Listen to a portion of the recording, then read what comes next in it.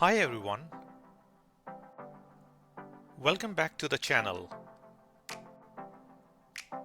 If you are a permanent resident of Canada or planning to become one, there is one crucial rule you need to understand in order to maintain your PR status. In today's video, we are talking about Canada's residency obligation. In this video, I will explain what the residency obligation is and what happens if you do not meet residency obligation. How you can meet residency obligation even without staying in Canada. What your options are if you're outside Canada and not meeting the residency requirement, especially if your PR card has also expired. And under what circumstances IRCC evaluates whether you are meeting the residency requirement. So let's dive in. So let's first understand what the residency obligation is. Once you become a permanent resident of Canada, you must be physically present in the country for at least 730 days, which is equal to 2 years within the last 5 years to maintain your PR status. This is assessed using a rolling 5-year window, and how it applies depends on how long you have had PR status. If you have been a PR for 5 years or more, IRCC will look at the most recent 5 years to check if you have spent at least 730 days in Canada. If you have been a PR for less than 5 years, they will assess whether you are on track to meet the 730-day requirement within your first 5 years. The 730 days do not have to be consecutive. They can be spread out over multiple visits or stays in Canada within the 5-year period. Now, let's look at how you can meet the residency obligation without staying in Canada. You may still meet the residency obligation even while being outside Canada if your situation qualifies under certain exceptions recognized by Immigration, Refugees and Citizenship Canada. In such cases, time spent abroad can count toward the 730-day requirement. These exceptions include living outside Canada with a Canadian citizen spouse or parent, working full-time for a Canadian business or the Canadian government, accompanying a PR spouse or parent who is employed full-time by a Canadian business or the Canadian government.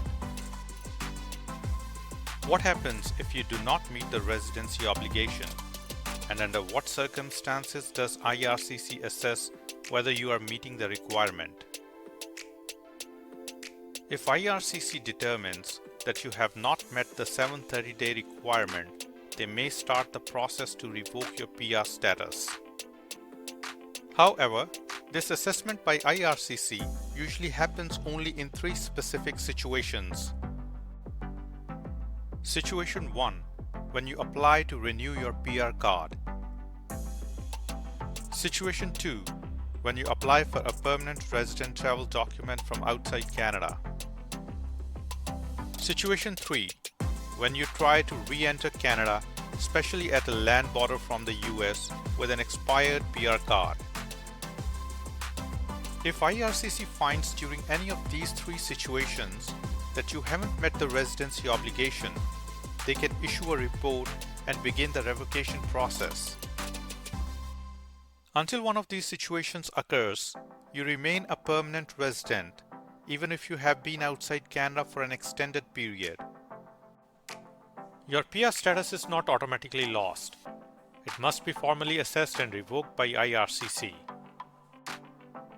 Now let's look at your options. If you're outside Canada, not meeting the residency obligation, and your PR card has expired. Option 1. Enter Canada via the US-Canada land border with an expired PR card. If your PR card has expired and you have a valid US visa, entering Canada by land may be your best option. Even if a CBSA officer reports you for not meeting the residency obligation, you will still be allowed to enter Canada and will have 30 days to appeal the report. To win your appeal, you must provide a strong and valid reason for your extended absence, such as caring for an elderly parent, attending to a seriously ill spouse, child, or close relative, or other compassionate or compelling circumstances.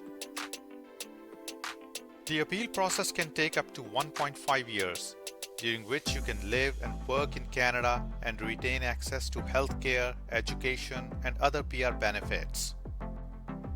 You may also be issued a temporary PR card for travel until your hearing.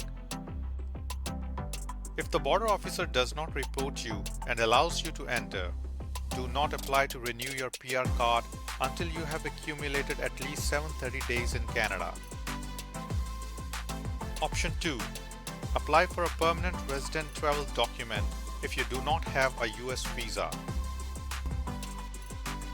If you are outside Canada, your PR card has expired, and you do not have a US visa, your only option is to apply for a permanent resident travel document.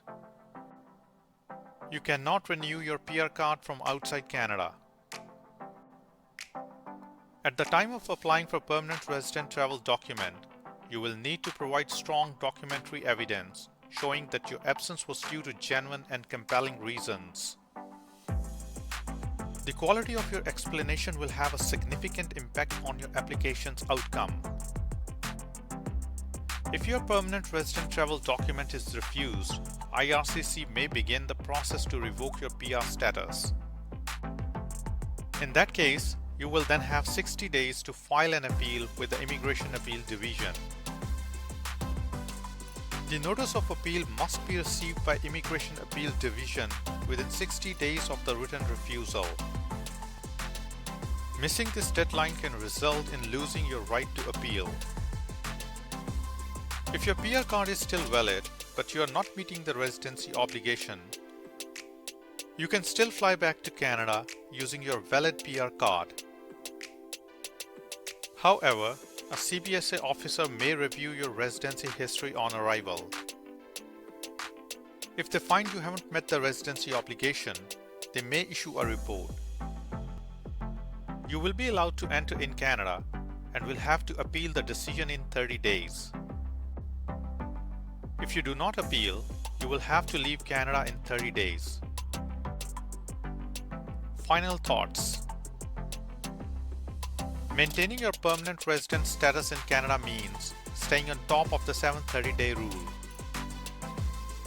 If you're falling short, it's crucial to know your rights and explore your options.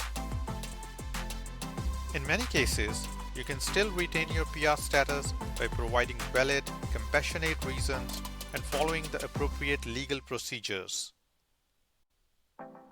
If you found this video helpful, give it a thumbs up and share it with friends or family living abroad. Thanks for watching, and I'll see you in the next video.